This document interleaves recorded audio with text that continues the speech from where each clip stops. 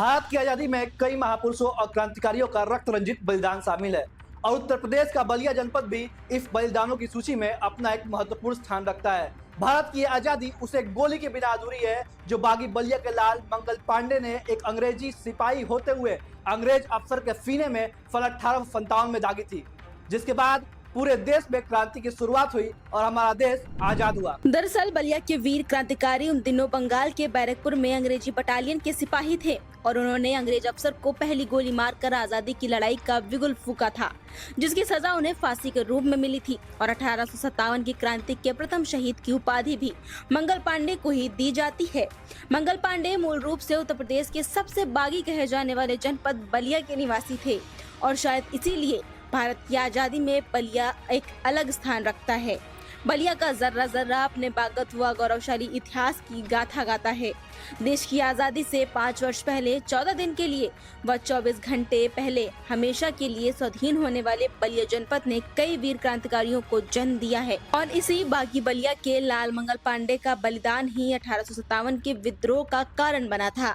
वह भारत में आजादी की लड़ाई को हवा मिली थी। अंग्रेजों के खिलाफ पहली गोली दागकर अंग्रेजी शासन के विरुद्ध बगावत का बिगुल फूकने वाले मंगल पांडे का जन्म बलिया जनपद के सदर तहसील क्षेत्र के नगवा गांव में एक ब्राह्मण परिवार में 30 जनवरी सन 1831 ईस्वी में हुआ था।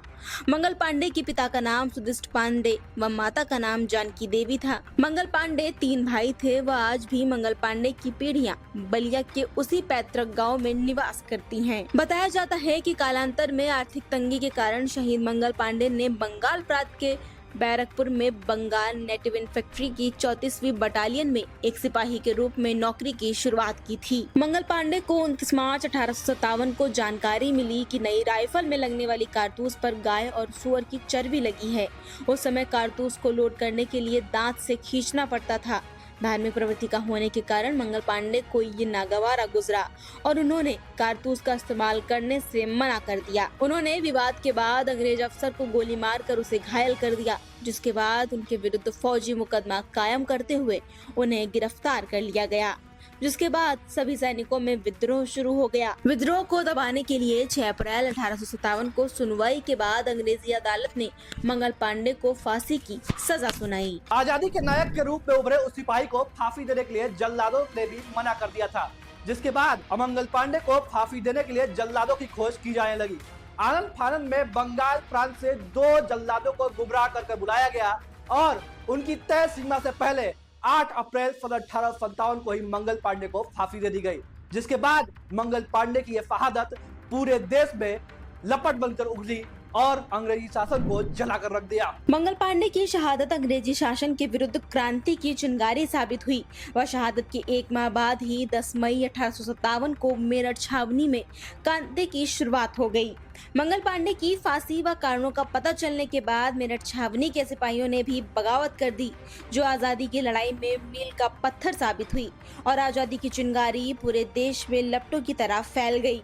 इसके उपरांत देश में 1857 की क्रांति नायक झांसी की रानी लक्ष्मीबाई व तात्या टोपे, आरा के कुंवर सिंह जैसे वीर सपूत आजादी की लड़ाई में कूद पड़े। वह एक लंबे संघर्ष के बाद 15 अगस्त सन 1947 को देश आजाद हुआ। 1857 में बलिया के लाल मंगल पांडे की कुर्बानी एक प्रकार से आजादी की लड़ाई में मील का पत्थर साबित हुई थी।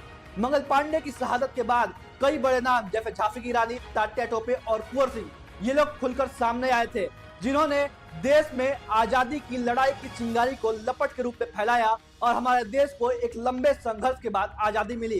कहीं न कहीं ये कहना अतिशयोक्ति नहीं होगा कि मंगल पांडे की शहादत इस देश की आजादी की लड़ाई में वो चिंगारी थी जिसने अंग्रेजी शासन को जलाकर भस्म कर दिया। ऐसे ही तमाम छोटी बड़ी अपडेट्स के लिए बने रहे यूपी न्यूज के साथ।